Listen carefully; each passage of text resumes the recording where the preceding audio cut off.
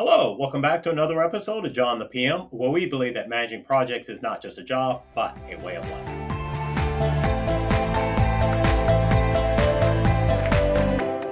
Question for the group. Have you ever felt that no one was listening to you? Have you ever felt that no one saw you? Have you ever felt that no one cared about you? And when I say you, I mean you as a person, as an individual. And who am I actually referencing? Your leaders. So let's flip the script here. Your leader, project manager, project leader within the organization. In other words, you have individuals that are reporting up to you. One thing that you want to make sure about is that they, your charges, have felt that they've been heard on an individual basis. So what usually happens is that the leader, the manager, scrum master, whatever term we want to use today, usually spends a lot of time with the collective, but not necessarily with the individual.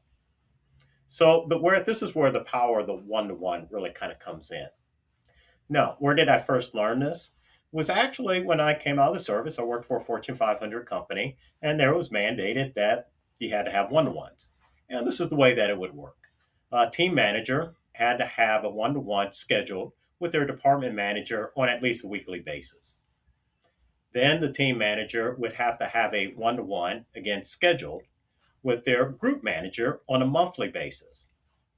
Then the team manager would have to have a scheduled one-to-one with their plant manager at least on a quarterly basis.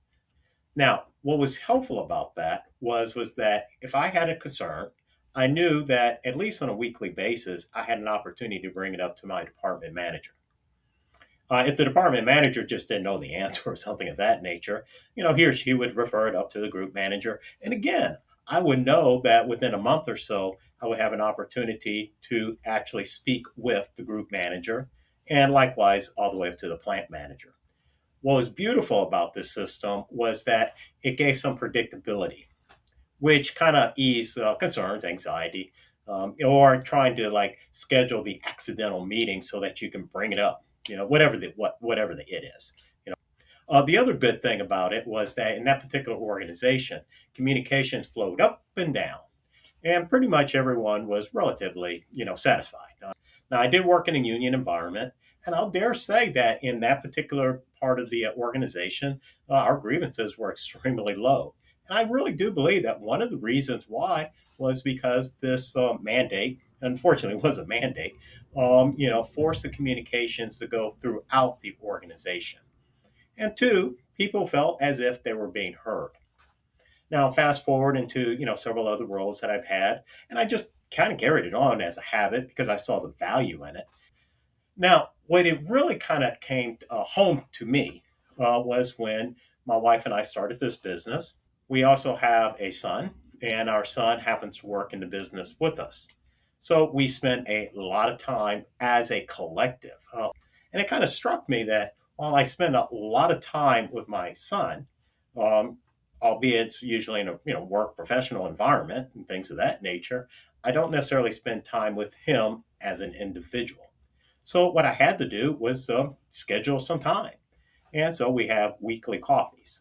But what it does, it kind of gives an opportunity to talk, think, and so that he feels that he is being heard. So I hope that helps. This is what I want you to do. Take a list of all your people that you are responsible for. Probably start off with the direct contact, first, that first layer, and then schedule a one-to-one time with them. And then put it down as a routine habit.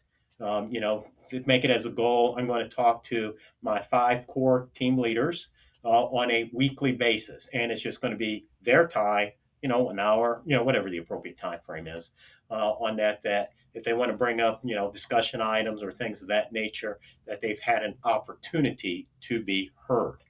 Now, what happens if you miss one or two? Not that big of a deal, actually.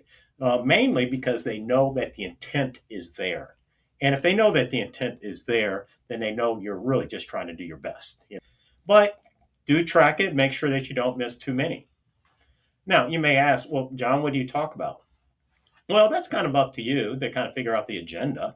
This is just kind of like a standard meeting. And, on that side, you come up with an agenda and then make sure the other side knows so that they can come prepared. A lot of times, here's a simple agenda that you could use, but, feel free to modify it to your own particular area. Remember that the one-to-one is for them. So maybe the first thing on the agenda is ask them what do they have that they need resolution on. Okay, so give them the opportunity to speak first, on that side. And then maybe some areas that you want to. Now, at this point in time, don't start getting into like HR issues, performance reviews and things of that nature. That's kind of like a different setting, So, kind of make sure that you have some guardrails, along those lines. How long should it last? The appropriate time.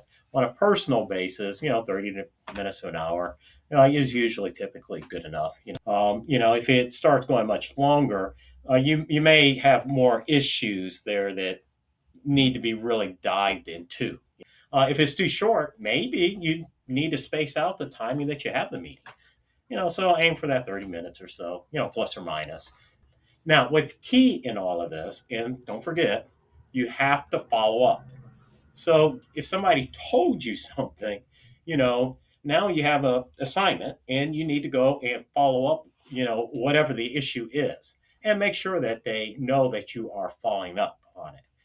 And that just really kind of adds credibility.